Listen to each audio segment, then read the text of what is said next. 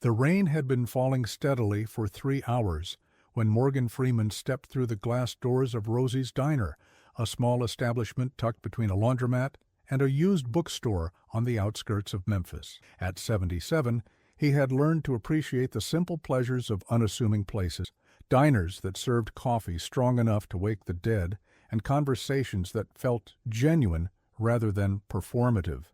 Tonight, he was seeking solitude more than sustenance, having just finished a particularly emotionally draining day of filming that had left him contemplating the weight of mortality and the fragility of human connection. The diner was nearly empty, save for an elderly man nursing a cup of coffee at the counter and a young mother trying to coax her restless toddler into eating. The fluorescent lights cast a harsh glow over the worn linoleum floors and cracked vinyl booths, but there was something comforting. This was unfiltered and unpretentious, exactly what Morgan needed after a day spent in the artificial world of movie set and carefully crafted emotion. A young woman approached his table with a warm smile that seemed to illuminate her touch.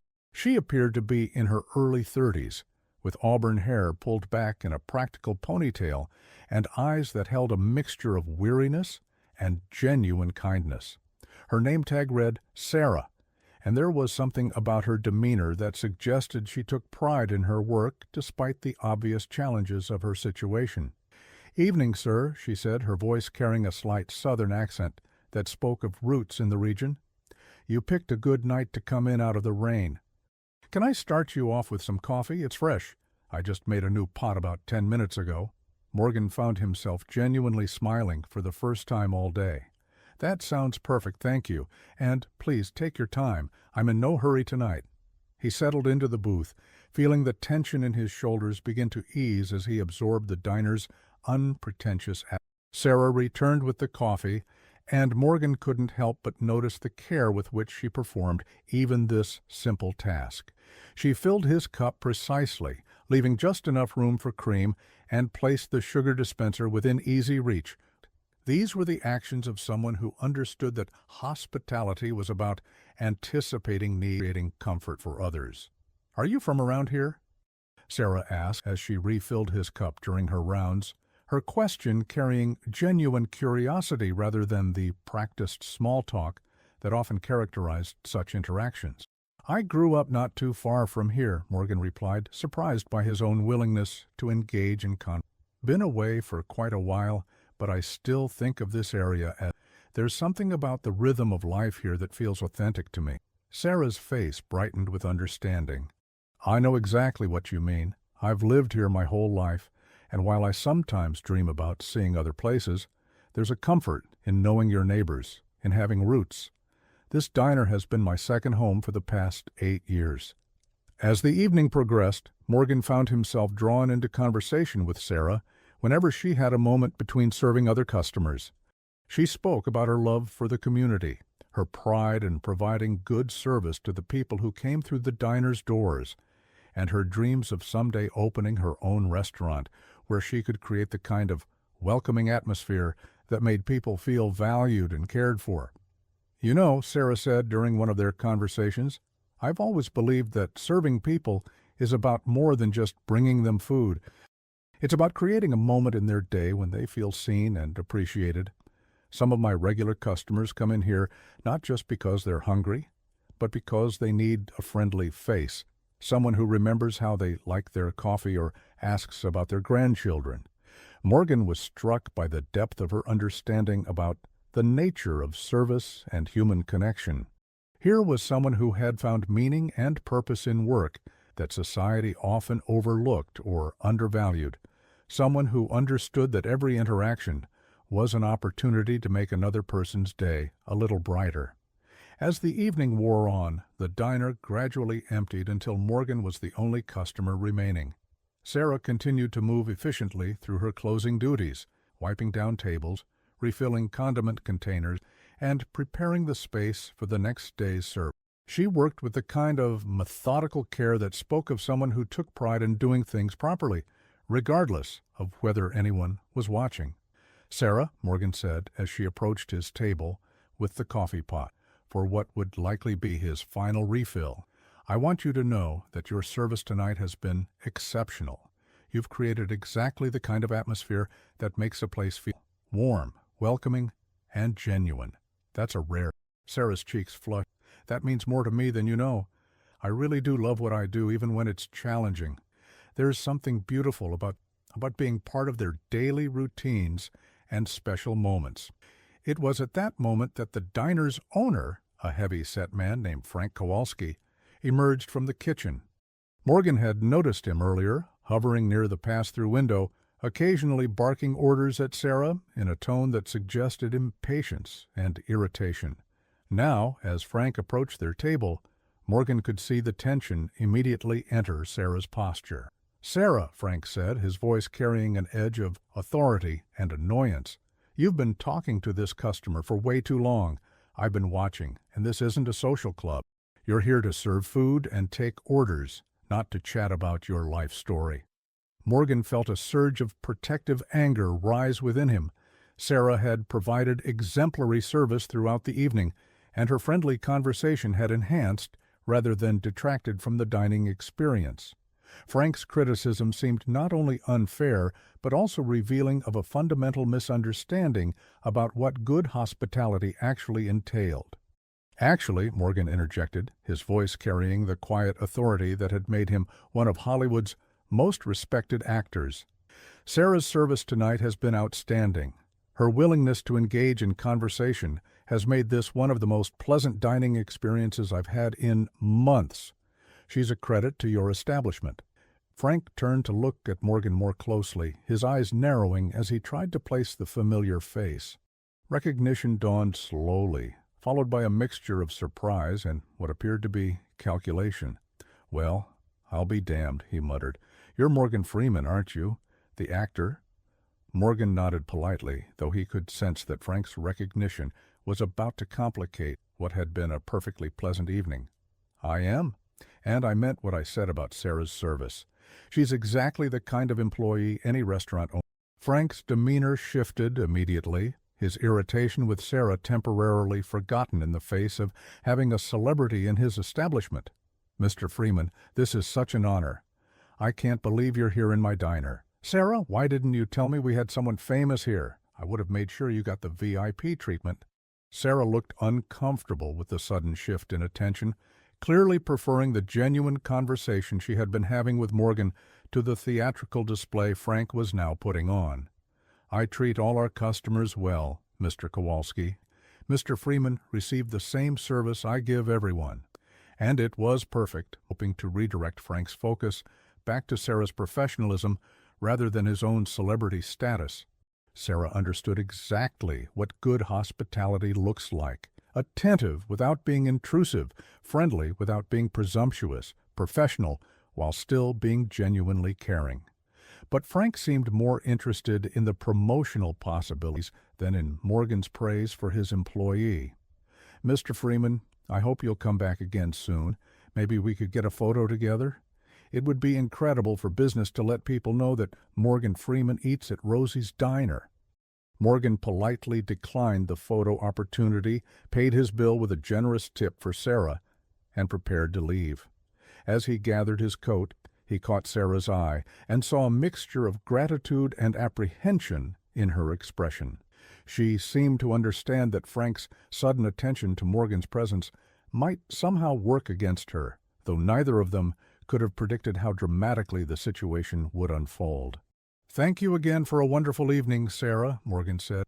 "Your kindness and professionalism have been a bright spot in what started as a difficult—" "Thank you, Mr. Freeman," Sarah replied, her voice warm with— "It's been my—" As Morgan walked, he found himself— Sarah represented something increasingly rare in his experience: authentic kindness without ulterior motive, professional pride in honest work, and the ability to create genuine human connection through simple acts of service. She had reminded him of why he had been drawn to this unpretentious diner in the first place, and her warmth had helped restore his faith in the fundamental goodness. He had no way of knowing that his visit would set in motion a series of events that would test his own values and force him to confront the sometimes harsh realities of how society treated people like Sarah. individuals who performed essential work with dignity and skill, but who remained vulnerable to the whims and prejudices of those who held power over their life. The next morning, Sarah arrived at Rosie's diner 45 minutes early, as was her custom. She used the extra time to ensure that everything was perfectly prepared for the day ahead. Coffee brewing, condiments filled, table spotless, and the cash register properly stocked with change. This routine was more than professional habit. It was a source of pride and a way of demonstrating her commitment to excellence in everything she did. Frank was already in the kitchen when she arrived, which was unusual since he typically didn't appear until mid-morning. His mood seemed darker than normal, and Sarah could sense tension in the air as she went about her opening preparations. She tried to focus on her work, hoping that whatever was troubling Frank would resolve itself without affecting the day's operations. "Sarah," Frank called from the kitchen, his voice carrying an ominous tone that made her stomach tighten with apprehension. "I need to talk to you. Come back here." Sarah finished arranging the napkin dispensers and made her way to the kitchen, her mind racing through possible explanations for Frank's serious demeanor. She couldn't think of anything she had done wrong, and her performance the previous evening had been exemplary by any reasonable standard. Frank was standing near the grill, his arms crossed. "I've been thinking about it," his tone suggesting that it had not been positive. "The way you were carrying on with that customer, spending so much time talking instead of focusing on your work." It looked unprofessional. Sarah felt a surge of confusion and hurt. "Mr. Kowalski, I provided excellent service last night. Mr. Freeman himself complimented my professionalism, and I never neglected any of my duty. I was simply being friendly and attentive, which is what good service requires." "That's not how I saw it," Frank, his voice growing more aggressive. "You were starstruck, acting like some kind of fangirl instead of a professional waitress. It was embarrassing, and it's not the image I want for this establishment." The accusation was so unfair and inaccurate that Sarah struggled to find words to respond. She had treated Morgan Freeman exactly as she treated every customer, with warmth, respect, and attentive service. If anything, she had been more professional than usual, carefully avoiding any reference to his celebrity status and focusing entirely on providing excellent hospitality. "Mr. Kowalski," Sarah said, trying to keep her voice steady despite her growing distress, "I don't understand. My service last night was exemplary. Mr. Freeman specifically praised my professionalism, and he left a generous tip. I did everything exactly as I always do." Frank's expression hardened further. "Don't argue with me, Sarah. I saw what I saw, and I don't like employees who get above themselves just because a famous person walks through the door. This is a neighborhood diner, not some fancy restaurant where waitresses think they can socialize with celebrities." The unfairness of Frank's criticism was becoming clear to Sarah, and she realized that her genuine professional interaction with Morgan Freeman was being twisted into something inappropriate and self-serving. Frank seemed to be threatened by the positive recognition she had received, as if her moment of validation somehow diminished his authority or the establishment's reputation. "I was doing my job exactly as you trained me to do it," Sarah said, her voice beginning to crack with emotion. "I was friendly, attentive, and professional. That's what good service looks like, and it's what I've provided every day for 8 years. "Well, maybe that's the problem, Frank," his tone becoming. "Maybe you've gotten too comfortable, too familiar with the customers. Maybe you've forgotten that you're here to serve food, not to make friends or impress celebrities with your life story." Sarah felt tears beginning to form in her eyes as she realized that Frank had already made up his mind that no amount of reasonable explanation would change his perception of what had happened. The injustice of the situation was overwhelming. She was being punished for providing exactly the kind of service that made customers feel valued and appreciated. "Mr. Kowalski, please," Sarah said, her voice barely above a whisper. "This job means everything to me. I've worked here faithfully for 8 years, never missed a shift without good reason, always put the customer's experience first. Last night was no different from any other night except that I happened to serve someone who appreciated good service." Frank seemed unmoved by her plea. "Sarah, I've made my decision. I don't think you're a good fit for this establishment, and Your behavior last night showed me that you don't understand the boundaries that need to exist between staff and customers. I'm letting you go, effective immediately." The words hit Sarah like a physical blow, stealing her breath and making her knees weak.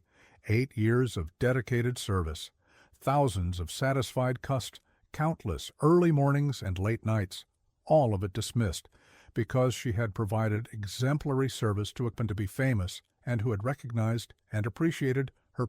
"Mr. Kowalski," Sarah managed to say, "this isn't fair. You know this isn't fair. I've given everything to this job, to this place. You're firing me for doing exactly what good service requires." "My mind is made up," Frank said, his tone final and cold. "Clear out your locker and leave your uniform. I'll mail you your final paycheck." Sarah stood in the kitchen for a moment, struggling to process what had just happened.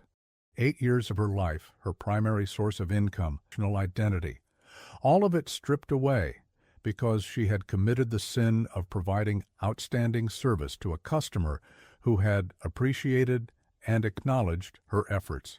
As she cleaned out her small locker in the back room, her hands shaking as she gathered her few personal belongings, Sarah tried to understand how something so positive could have been twisted into grounds for termination. She had always taken pride in her work, had always believed that treating customers with warmth and respect was not just good business, but good humanity. Now she was being punished for those very qualities. The other employees watched in stunned silence as Sarah gathered her things. Maria, the cook who had worked alongside Sarah for 6 years, approached her with tears in her own eyes. "This is wrong. Everyone knows you're the best waitress we've ever had. Frank is making a terrible mistake. I don't know what I'm going to." Her voice broken with grief. "This job was everything to me. I don't know how I'm going to pay my rent, how I'm going to survive until I find something else." As Sarah walked out of Rosie's diner for the last time, still wearing the uniform she had worn with pride for 8 years, she felt as if her entire world had collapsed. The rain had stopped, but the gray morning sky seemed to mirror her emotional state perfectly. She had no savings to speak of, no immediate prospects for other employment, and no understanding of how providing excellent service had somehow become a fireable offense. 20 miles away, Morgan Freeman was having his morning coffee and reading the newspaper in his comfortable study, unaware that his visit to the diner had triggered events that would devastate the life of the woman who had provided him with such excellence. He was thinking about Sarah, actually, reflecting on how her genuine warmth and professionalism had brightened his evening and reminded him of the importance of authentic human connection. It would be several hours before he learned what had happened, several hours before he understood that his presence at the diner had somehow been used as a weapon against the very person who had made his visit so memorable.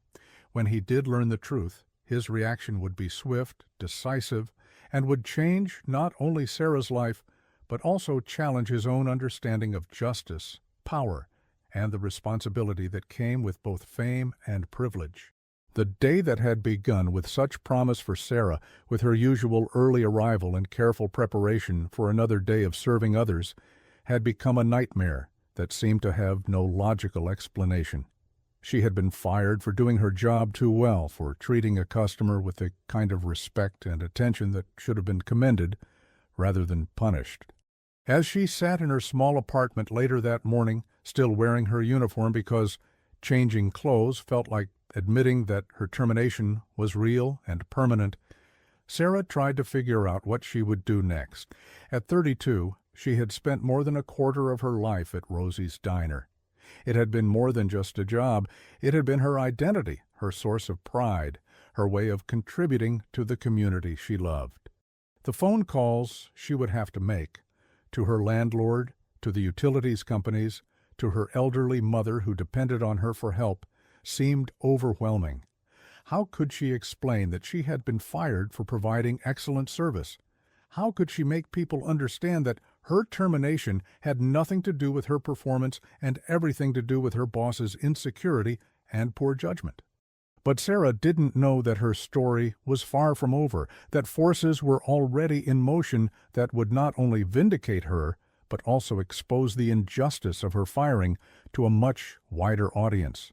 She didn't know that Morgan Freeman, the man whose appreciation of her service had somehow become the excuse for her termination, was about to become her most powerful advocate. The next 24 hours would prove that sometimes the darkest moments in life are followed by the most unexpected and transformative dawn, that justice can arrive from the most unlikely sources, and that standing up for what is right sometimes requires the courage to challenge systems that have gone unchallenged for too long. Sarah's story was about to become much bigger than one waitress wrongfully fired from a small-town diner. It was about to become a catalyst for conversations about dignity, fairness, and the way society treats the people who serve others with dedication and pride. Most importantly, it was about to demonstrate that when people of conscience learn about injustice, they have both the opportunity and the responsibility to act. Morgan Freeman had no idea that his simple visit to a diner would become a test of his own character and values, a challenge that would force him to move beyond the comfortable world of celebrity and engage with the real-world consequences of power, privilege, and the responsibility to use both in service of justice. The next day would reveal not only what had happened to Sarah, but also what kind of man Morgan Freeman truly was when faced with the opportunity to make a real difference. The morning sun was streaming through the windows of Morgan's study when his longtime assistant, Rebecca, knocked on the door with an expression that suggested she had something important to discuss. Rebecca had worked with Morgan for over 15 years and had developed an ability to distinguish between routine matters and situations that required his immediate attention. Her current demeanor clearly indicated the latter. "Morgan," she said as she entered the room, "I've just received a very disturbing phone call that I think you need to know about. It concerns that diner you visited last night, Rosie's Diner, and the waitress who served you." Morgan looked up from his newspaper, immediately alert. "Sarah? What about her? She provided excellent service. I was actually thinking about stopping by there again sometime soon." Rebecca's expression grew more serious. "That's just it, Morgan. According to my source, and I've verified this through multiple channels, Sarah was fired this morning. Apparently, the owner told her that her interaction with you last night was unprofessional and that she had been too familiar with a customer." Morgan felt as if he had been punched in the stomach. The news was so unexpected, so fundamentally wrong, that he struggled to process it. Fired? For what? She was nothing but professional. She was warm and friendly, yes, but that's exactly what good service should be. There was nothing inappropriate about her behavior. "From what I can gather," Rebecca continued, "the owner, Frank Kowalski, seemed to feel that Sarah spent too much time talking with you and that she was somehow starstruck or unprofessional. The irony is that he apparently recognized you and wanted to capitalize on your visit for publicity purposes, but then turned around and used your presence as justification for firing his best employee." Morgan stood up abruptly, his usual calm demeanor replaced by a burning sense of injustice. "This is outrageous, Rebecca. Sarah did nothing wrong. She provided exemplary service, professional, warm, and genuine. If anything, she should have been commended, not fired. I told that owner directly how impressed I was with her service." "There's more, Rebecca. I did some additional research after receiving the initial call. Sarah has worked at that diner for 8 years without any disciplinary issues. She's a single mother with a young daughter, and this job was her primary source of income. The firing has left her in a very difficult financial situation." The additional information only deepened Morgan's sense of outrage and personal responsibility. Not only had an innocent person been wrongfully terminated, but that person was someone who was vulnerable and who would suffer real hardship as a result of this injustice. Worse still, his own presence had been used as the excuse for her firing, making him feel complicit in her suffering despite his complete innocence. "Rebecca," Morgan said, his voice carrying the weight of decision, "I want you to find out everything you can about Sarah's situation. Get me her contact information if possible, but be discreet about it. I also want to know more about this Frank Kowalski and his diner. If he thinks he can use my visit as an excuse to mistreat his employees, he's about to learn otherwise. I already have some preliminary information, Rebecca replied, pulling out a folder she had prepared. Sarah's full name is Sarah Michelle Hartley. She's 32 years old, has a 7-year-old daughter named Emma, and has lived in Memphis her entire life. She was known as one of the most reliable and popular employees at the diner. Several customers have already called to complain about her firing, though Kowalski apparently isn't listening. Morgan absorbed this information with growing determination. What about her financial situation? How dire is it? Pretty serious. She was living paycheck to paycheck, as many service workers do. She has rent due next week, and her daughter starts school soon. Without immediate income, she's facing potential eviction and all the cascading problems that come with that. The human cost of Frank's decision was becoming clear to Morgan, and with it came a growing sense of responsibility. This wasn't just about principle, though the principle was important. This was about a real person facing real hardship because of a decision that was both unjust and cruel.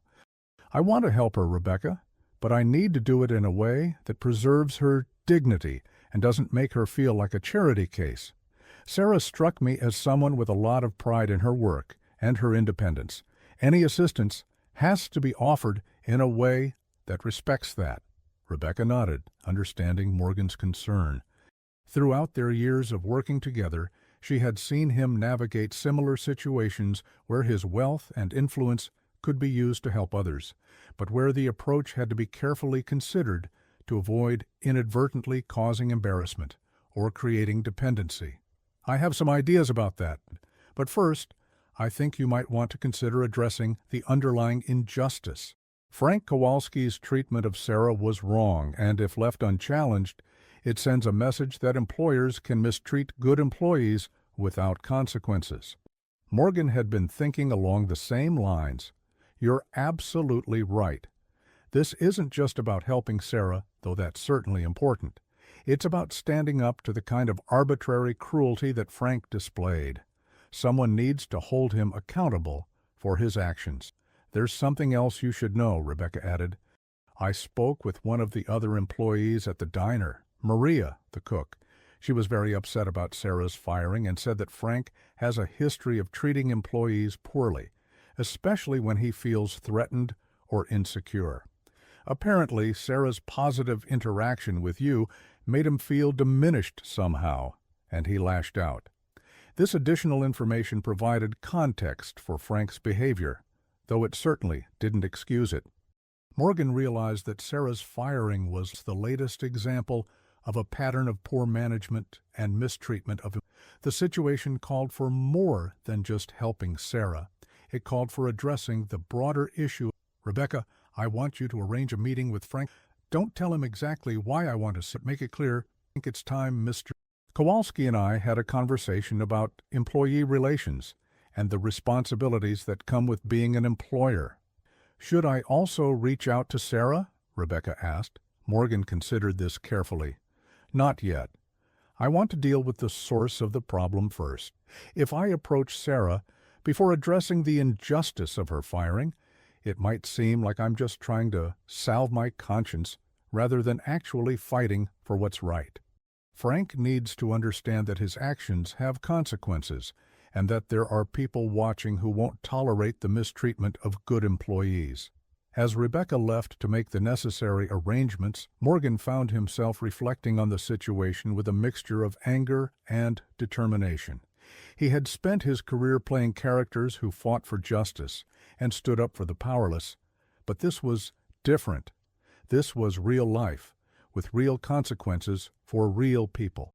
This was his opportunity to demonstrate that the values he portrayed on screen were more than just. The more he thought about Sarah's situation, the more his resolve strengthened. She had provided him with excellent service, had made his evening more pleasant through her genuine warmth and professionalism, and had been punished for those very qualities. The injustice was clear, the need for action was obvious, and his ability to make a difference was undeniable. But Morgan also understood that this situation required more than just his personal intervention.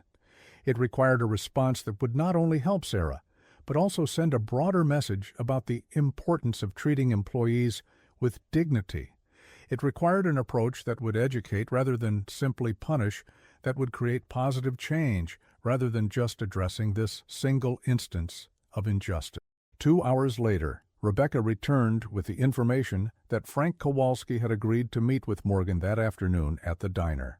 Frank's eagerness to meet with a celebrity had override any concerns he might have had about the purpose of the meeting, which was exactly what he seemed very excited about the meeting, Rebecca reported. I think he's hoping for some kind of endorsement or publicity opportunity. He has no idea what's really coming. Morgan nodded grimly. Good. His excitement will make the conversation more impactful. When someone is expecting one thing and receives something completely different, it tends to focus their attention very effectively. As Morgan prepared for the meeting, he thought carefully about his approach. He wanted to be clear and direct about his displeasure with Sarah's firing, but he also wanted to give Frank an opportunity to do the right thing. The goal wasn't just to express outrage, though that was certainly warranted, but to create a situation where Frank would choose to rehire Sarah and reconsider his approach to employee relations. "Rebecca," Morgan said as they prepared to leave for the diner, "I want you to have Sarah's contact information ready, just in case Frank proves to be more reasonable than I expect. If he agrees to rehire her immediately, I'll want to call her personally to let her know." "And if he doesn't?" Rebecca asked. Morgan's expression grew determined.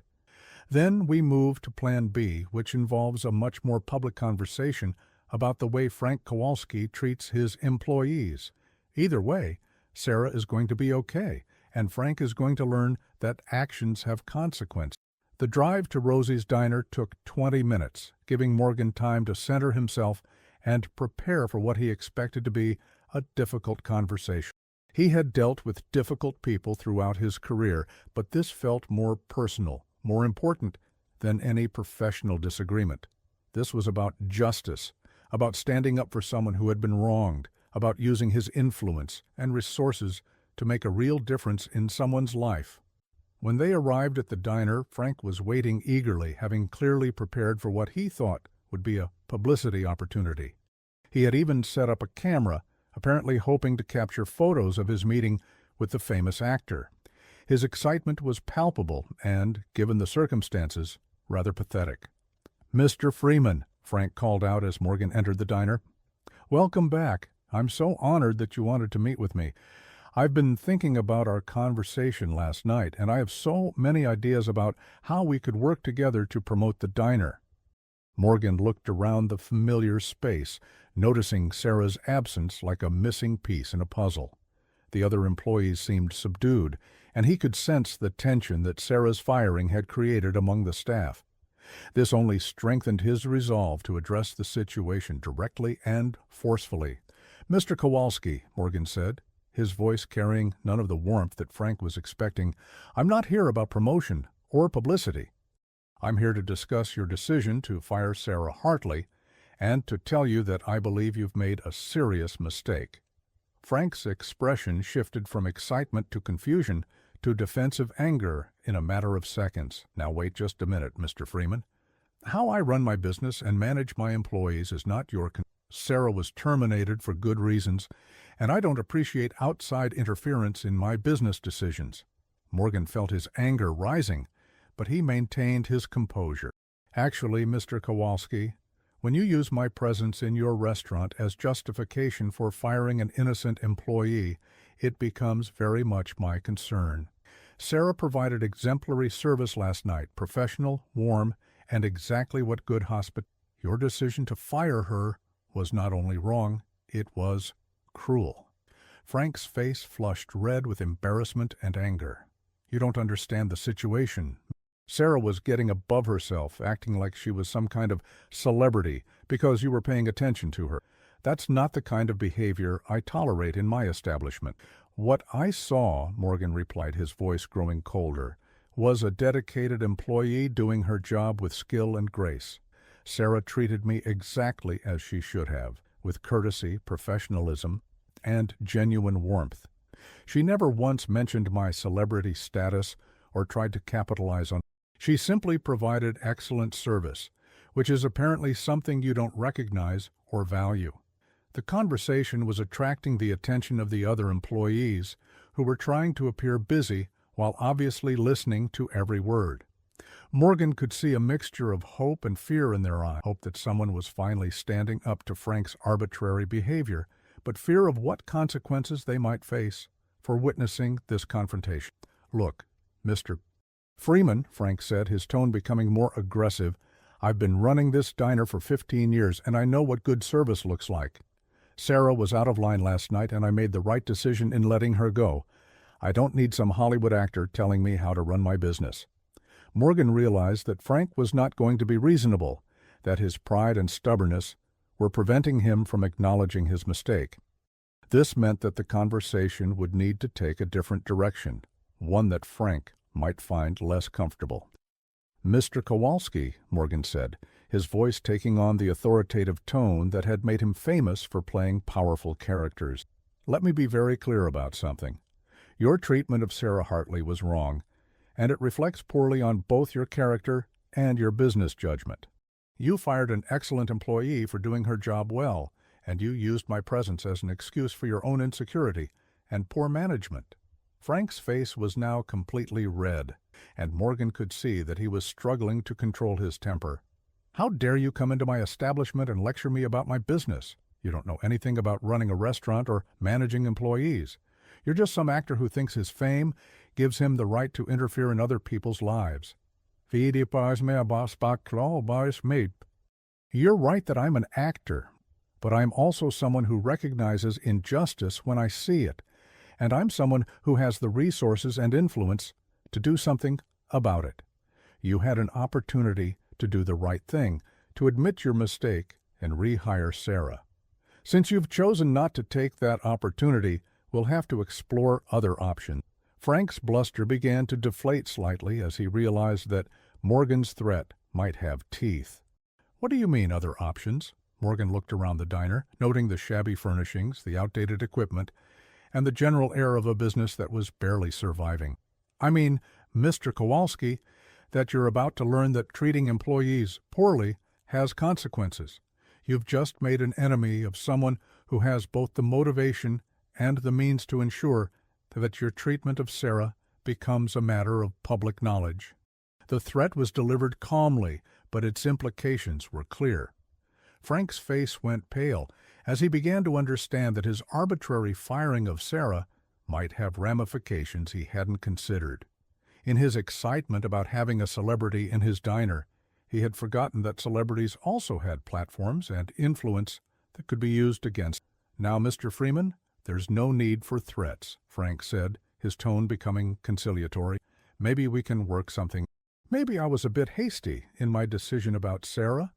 But Morgan could see that Frank's change of heart was motivated by fear rather than genuine remorse, and that any rehiring of Sarah under these circumstances would be grudging and temporary. Frank had revealed his true character, and Morgan realized that simply forcing him to rehire Sarah wouldn't address the underlying problem of his treatment of employees. "It's too late for that, Mr. Kowalski," Morgan said firmly. "You've shown me exactly what kind of employer you are, and I don't believe that Sarah would be safe working for someone with your attitude toward employees. I think it's time for a different approach." As Morgan prepared to leave the diner, he turned back to Frank one final time. "Mr. Kowalski, you fired an exemplary employee for providing excellent service. You used my presence as an excuse for your own poor judgment and insecurity. Those actions have consequences, and you're about to discover what those consequences look like." Frank stood in stunned silence as Morgan walked out of the diner, the weight of the actor's words settling over him like a dark cloud. The other employees exchanged glances, sensing that something significant had just occurred, though they couldn't fully grasp the implications of. As Morgan and Rebecca drove away from Rosie's diner, the actor's mind was already racing with plans. The direct approach had failed, as he had somewhat expected it would. Frank's pride and stubbornness had prevented him from doing the right thing, which meant that more dramatic action would be necessary. "Rebecca," Morgan said as they drove through the Memphis, "I want you to contact my publicist, social media team, and my legal advisors. We're going to mount a campaign that will not only help Sarah, but also shine a spotlight on the way some employers treat their workers. Frank Kowalski is about to become a case study in why you should treat employees with dignity and respect. Rebecca nodded, already making notes on her. What about Sarah? Should we reach out to her now? Morgan considered this carefully. Yes, but I want to approach her personally. This isn't about publicity for me, it's about making sure she's okay and that she has the support she needs. I want to meet with her face to face, to apologize for the role my visit played in her firing, and to discuss how we can make this right. Within an hour, Rebecca had located Sarah's contact and arranged a meeting at a small coffee shop across town. Morgan insisted on going alone, feeling that Sarah might be more comfortable speaking freely without the presence of assistants or handlers. He wanted their conversation to be genuine and personal, not a media event or publicity opportunity. Sarah arrived at the shop 10 minutes early, her nervousness evident in her appearance repeatedly, and fidgeted with. She had been shocked to receive the call requesting a meeting, and she wasn't sure. Part of her hoped that somehow Morgan Freeman could help her situation, but she was also wary of getting her hopes up only to be disappointed again. When Morgan entered the coffee shop, he immediately spotted Sarah sitting at a corner table, still wearing the same clothes she had worn to clean out her locker the day before. Her eyes were red from crying, and she looked exhausted and defeated. The sight of her distress only strengthened Morgan's resolve to make things right. Sarah, Morgan, thank you for agreeing to meet with me. I can't tell you how sorry I am about what happened to you. Sarah looked up at him with surprise and gratitude. Mr. Freeman, I can't believe you're here. I never expected. I know my firing wasn't your fault. You were nothing but kind and respectful. Mr. Kowalski's decision was his own. Morgan sat down across from her, his expression serious and compassionate. Sarah, I want you to know that I went to see Frank Kowalski today. I told him in no uncertain terms that his decision to fire you was wrong and that he should rehire you immediately. Sarah's eyes widened with hope and apprehension. What did he say? He was unwilling to admit his mistake, Morgan replied honestly. His pride and stubbornness prevented him from doing the right thing. But that doesn't mean we're out of options. In fact, I think we can do much better than simply getting your old job back. Sarah listened intently as Morgan outlined his plan. He wanted to create a scholarship fund in her name that would help other service workers pursue education and career advancement. He wanted to establish a restaurant staffing agency that would connect excellent servers like Sarah with employers who valued professionalism and dedication. Most immediately, he wanted to ensure that Sarah had the financial support she needed while these longer-term solutions were developed. Mr. Freeman, Sarah said, her voice trembling with emotion, I don't know what to say. This is incredibly generous, but I don't want to be anyone's charity case. I've always worked for what I have, and I'm proud of that independence.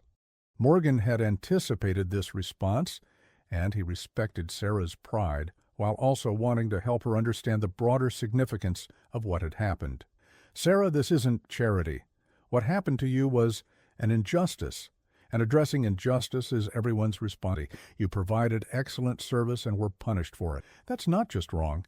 It's a symptom of how society often treats people who do essential work with skill and dedication. He leaned forward, his voice carrying conviction. I want to help you not because you need charity, but because you deserve justice. You deserve to be recognized for your professionalism and skill. You deserve to work for someone who values what you bring to their business, and you deserve to have opportunities to advance and grow in your career. Sarah wiped away tears that had begun to flow during Morgan's speech. Mr. Freeman, you don't understand how much this means to me. Yesterday I felt like my world had collapsed, like everything I had worked for had been taken away for no good reason.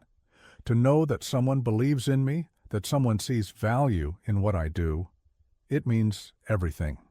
Sarah, Morgan said gently, I want you to understand something important. Your value as a person and as a professional isn't determined by Frank Kowalski's opinion or by any single employer's judgment.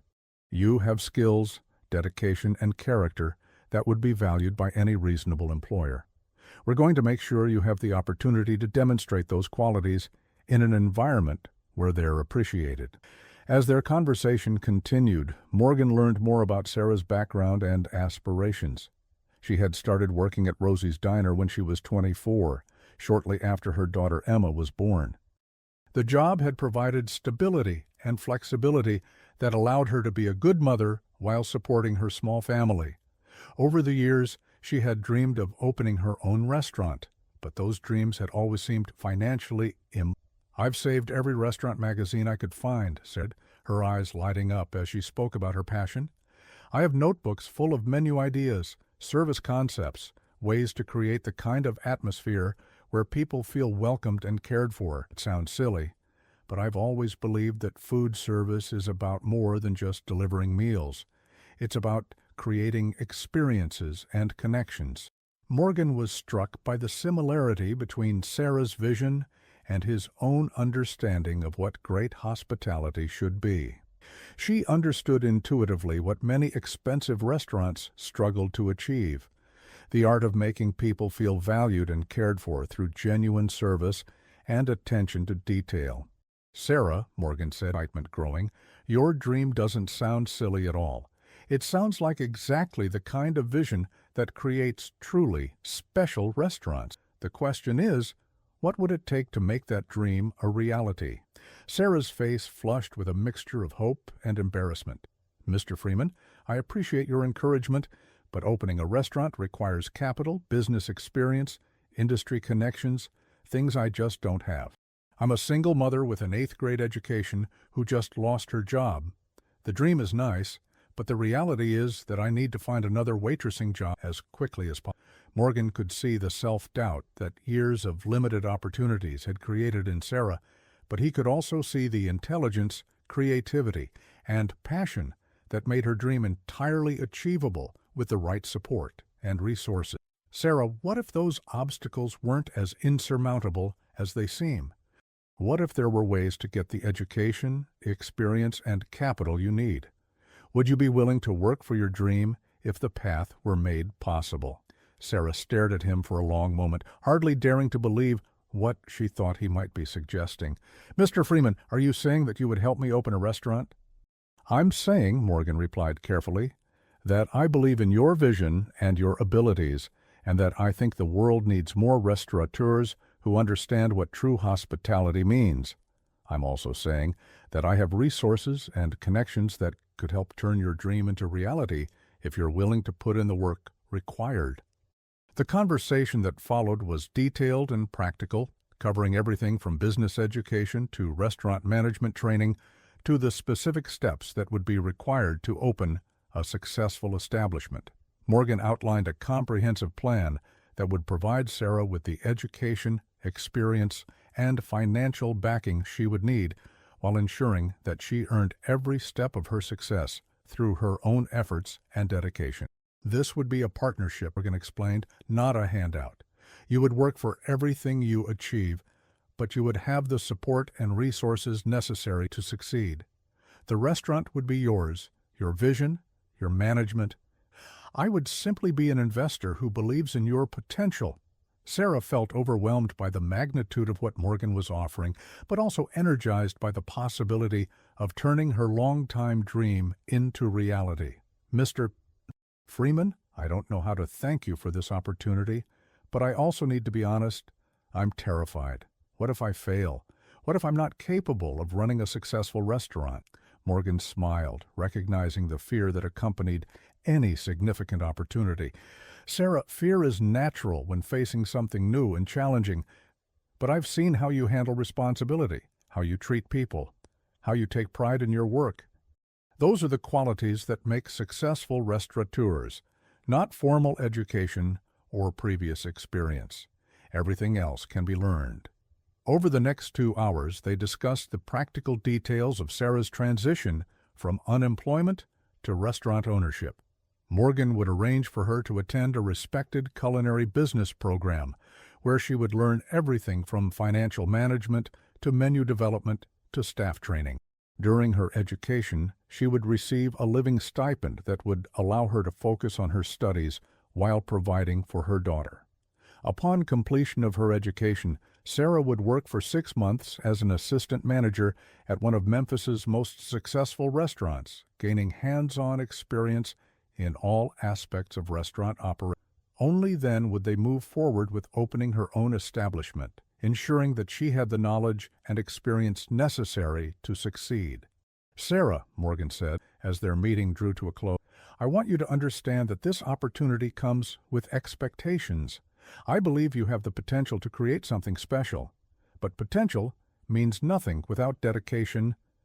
Are you prepared for the challenges ahead?" Sarah's response was immediate and heartfelt. "Mr. Freeman, I've been working hard my entire adult life, often for employers who didn't appreciate or value my efforts. The opportunity to work hard for my own dream with someone who believes in me, that's not a burden. It's a blessing. I won't let you down." As they prepared to leave the coffee shop, Morgan felt a sense of satisfaction and purpose that he hadn't experienced in years. This was more than just helping someone in need. This was recognizing potential and providing the support necessary for that potential to flourish. Sarah's story would become a powerful example of how injustice could be transformed into opportunity, how one person's cruelty could become the catalyst for another person's success. "There's one more thing, Sarah," Morgan said as they stood to leave.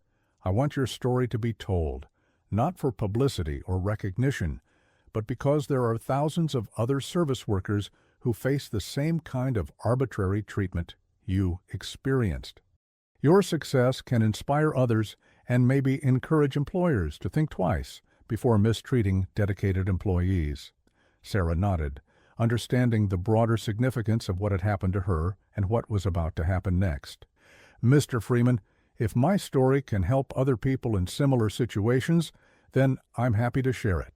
No one should have to go through what I went through, and if speaking out can prevent that, then it's my responsibility to do so." As Morgan drove home that evening, he reflected on the day's events with a deep sense of satisfaction. Frank Kowalski's cruel and arbitrary decision had inadvertently created an opportunity for something much more positive and meaningful than simply getting Sarah her old job back. Instead of returning to work for someone who didn't value her, Sarah would have the chance to build something of her own, to demonstrate her vision and capabilities on her own terms. The next morning, Morgan's publicist released a carefully crafted statement about Sarah's firing and Morgan's response. The statement detailed the excellence of Sarah's service, the injustice of her termination, and Morgan's commitment to supporting her transition to restaurant ownership. The story quickly gained national attention, sparking conversations about worker rights, the treatment of service employees, and the responsibility of those with resources to address injustice. Frank Kowalski woke up to find his diner surrounded by reporters and his phone ringing constantly with interview requests. The story had painted him as exactly what he was, a petty, insecure employer who had punished an excellent employee for providing outstanding service. The negative publicity was immediate and devastating, with customers calling to cancel catering orders and several long-term employees giving notice. Within a week, 3 other waitresses had quit Rosie's Diner, citing Frank's treatment of Sarah as evidence that they could no longer work for someone who showed so little respect for his employees. Maria, the cook who had worked alongside Sarah for 6 years, was quoted in a local newspaper saying, "Sarah was the best waitress we ever had. Mr. Kowalski firing her showed us all exactly what he thinks of good, honest work." Meanwhile, Sarah began her culinary business education with the enthusiasm and dedication that Morgan had recognized in her from their first meeting. Her instructors were impressed by her natural understanding of hospitality and her ability to translate theoretical concepts into practical applications. She approached every assignment with the same attention to detail and commitment to excellence that had characterized her work at Rosie's Diner. Sarah has an intuitive understanding of what makes customers feel valued and cared for. her business management instructor noted in a progress report. She grasps concepts that many students struggle with, particularly the idea that successful restaurants are built on relationships and trust rather than just good food and efficient service. As Sarah's education progressed, Morgan kept in regular contact not as a distant benefactor, but as a genuine mentor and friend. He attended her graduation from the business program, celebrated with her when she received outstanding marks on her final projects, and provided encouragement during the inevitable moments of doubt and difficulty. "Mr. Freeman," Sarah told him during one of their regular check-ins, "sometimes I still can't believe this is really happening. 6 months ago, I was worried about making rent, and now I'm learning about profit margins and marketing strategies. It feels like a dream." "It's not a dream, Sarah," Morgan replied with genuine warmth. "It's the result of your hard work and dedication finally being recognized and supported. You're earning every bit of this success through your own efforts." When Sarah began her 6-month apprenticeship at Chez Laurent, one of Memphis's most respected restaurants, she brought with her not only the technical knowledge from her business education, but also the deep understanding of service and hospitality that had characterized her work at Rosie's Diner. The restaurant's owner, Laurent Dubois, was initially skeptical about taking on someone with Sarah's limited fine dining experience, but he quickly became one of her strongest advocates. Sarah understands something that many experienced restaurant managers never learn. She knows that every interaction with a customer is an opportunity to create loyalty and satisfaction. She treats our busiest lunch rush with the same attention and care that she gives to our most intimate dinner service. During her apprenticeship, Sarah developed the management skills and industry connections that would be essential for her own restaurant success. She learned how to manage inventory, train staff, handle difficult customers, and maintain the delicate balance between quality and profitability that determined whether restaurants succeeded or failed. More importantly, Sarah's experience at Chez Laurent confirmed her own vision of what a restaurant could be. She saw how exceptional food combined with genuine hospitality could create experiences that went far beyond simple dining. She began to refine her own concept, developing a vision for a restaurant that would combine high-quality food with the warmth and accessibility that she had always brought to her. "I want to create a place where families can celebrate special occasions, romantic dinner, where business people, and where everyone feels and valued." And as they discussed her restaurant concept, good food is important, but making people feel cared for is what creates lasting relationships with customers. As Sarah's apprenticeship neared its end, Morgan began working with architects and contractors to prepare the space that they had selected a location in a revitalized area of downtown Memphis, a space with character and history that would provide the perfect setting for Sarah's vision of warm, accessible fine. The restaurant's design reflected Sarah's understanding of hospitality, with comfortable seating arrangements that encouraged conversation, lighting that was warm and flattering, and an open kitchen design that allowed customers to see the care and skill that went into preparing their meals. Every detail was chosen to create an atmosphere where people would want to linger, to enjoy not just their food, but their entire experience. "Sarah," Morgan said as they walked through the restaurant space during construction, "I want you to understand something important. This restaurant is going to succeed not because of my investment or because of the publicity surrounding your story, but because you understand something fundamental about hospitality that many restaurateurs never learn. You know how to make people feel valued and cared for, and that's the secret to creating a successful restaurant." Sarah looked around the space that would soon become her restaurant, her dream made tangible through months of hard work and preparation. "Mr. Freeman, I know I've said this before, but I need to say it again. Thank you for seeing something in me that I didn't even see in myself. Thank you for believing that my dream was worth supporting, and for giving me the tools and knowledge to make it real.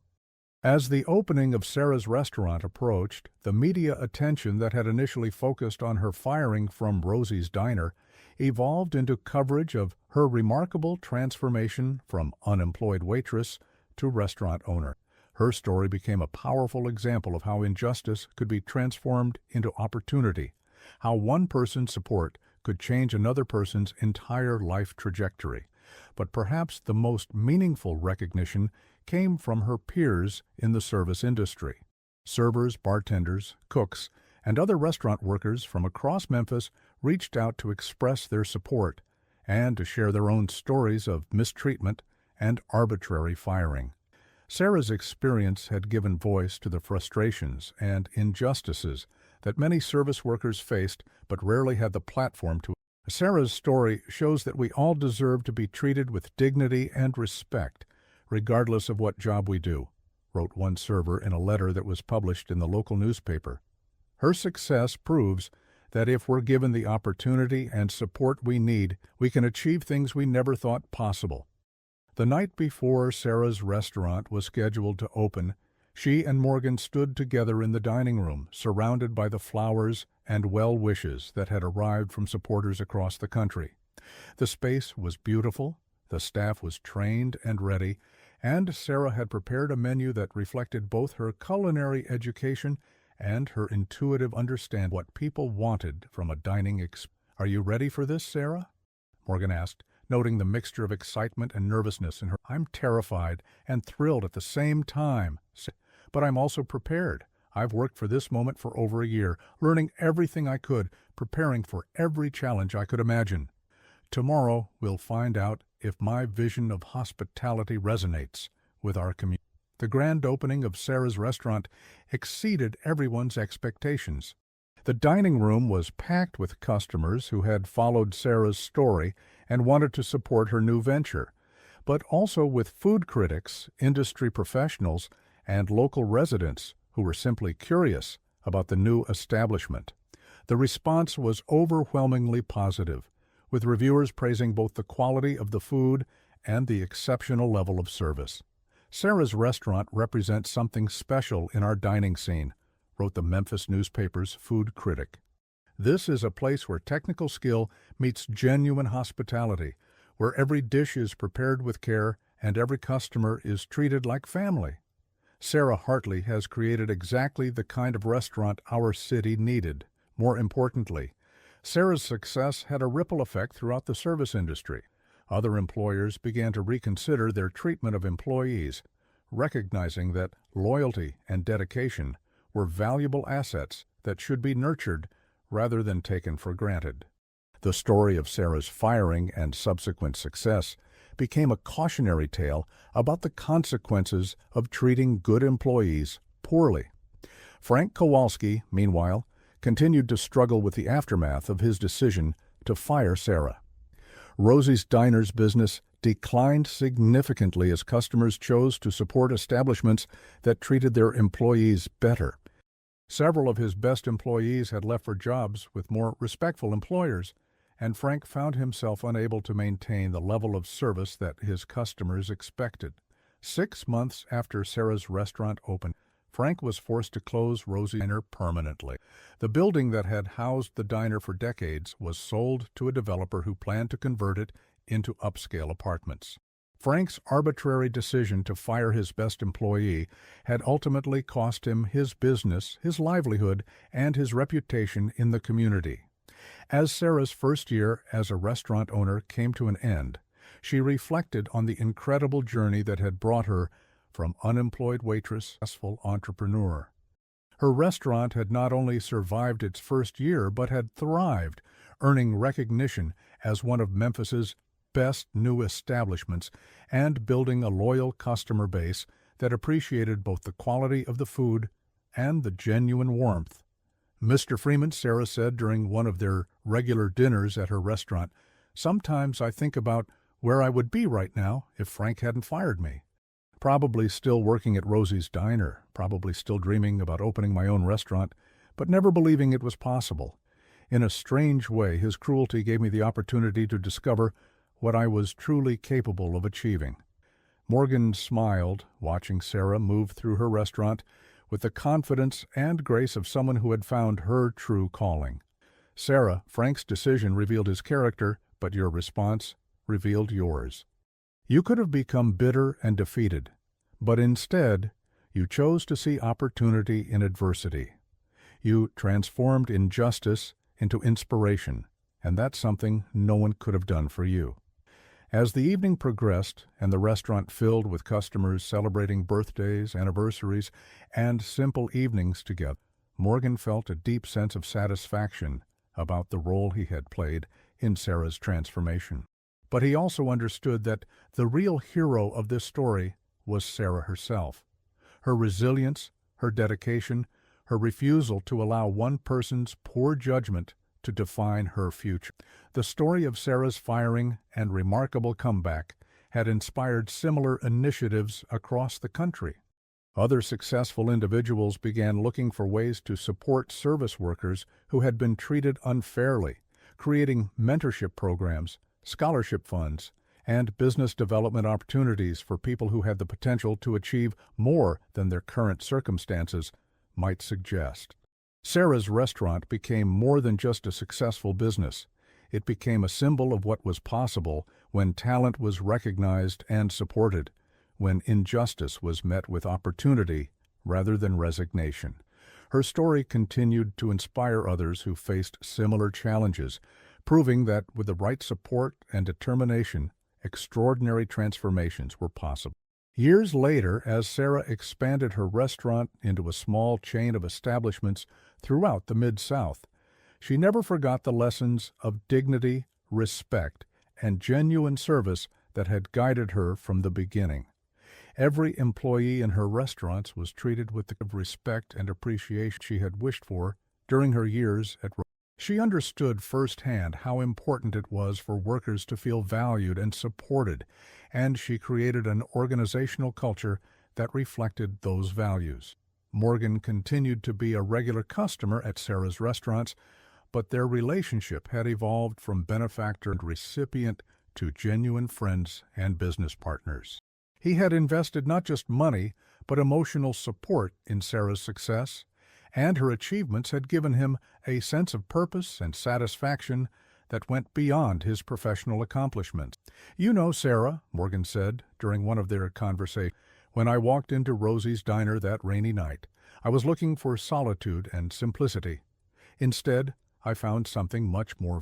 I found a reminder of what really matters in life." Your story taught me that true success isn't measured by personal achievement, but by the positive impact we have on others and our willingness to stand up for what's right. Sarah nodded, understanding how their chance encounter had changed both their lives in unexpected ways. "Mr. Freeman, that night at the diner, I was just doing my job, treating you the way I tried to treat every customer, with respect and genuine care. I never imagined that simple interaction would lead to everything that followed. It's taught me that you never know when a moment of kindness or professionalism might change everything." The legacy of Sarah's story extended far beyond her personal success or even the broader conversations about worker rights that her experience had sparked. It became a powerful reminder that justice and opportunity could emerge from the most unlikely circumstances, that individual actions mattered, and that the responsibility to help others was both a privilege and an obligation for those who had the resources to make a difference. Frank Kowalski's arbitrary decision to fire an excellent employee had been intended to demonstrate his authority and control, but instead it had revealed the kind of leader he truly was and had ultimately cost him everything he had worked to build. Sarah's grace under pressure and determination to transform adversity into opportunity had not only changed her own life, but had also inspired countless others to believe in their own potential for growth and success. Morgan Freeman's decision to intervene had demonstrated that true character was revealed not in moments of comfort and success, but in how one responded to witnessing injustice and having the power to address it. His willingness to use his influence and resources to support Sarah had created ripple effects that extended far beyond their individual relationship, inspiring others to look for ways they could make a positive difference in their communities. The story that had begun with a simple desire for coffee and conversation on a rainy night had evolved into something much larger and more meaningful, a testament to the power of human dignity, the importance of recognizing and nurturing potential, and the extraordinary transformations that when people chose to act with courage, compassion, and conviction in the face of injustice.